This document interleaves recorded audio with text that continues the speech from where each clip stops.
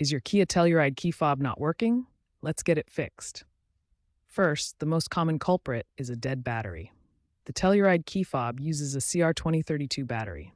If your range is reduced to under 10 feet or the fob is unresponsive, replace the battery. To replace the battery, open the key fob with a small screwdriver, remove the old battery, insert a new CR2032 with the positive side up, then close the fob and test.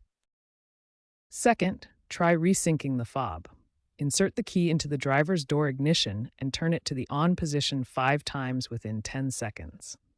This often resets the fob's connection to the car. Remember to always test your locks and unlocks after any fix for safety. If a new battery and resyncing don't resolve the key fob issues, the problem might be with the antenna or receiver.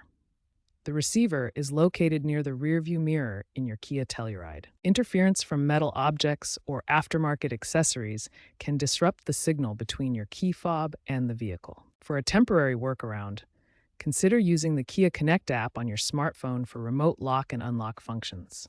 If problems persist, a visit to the dealership may be needed for professional inspection and replacement of failed components, with repairs typically costing between $150 and $300.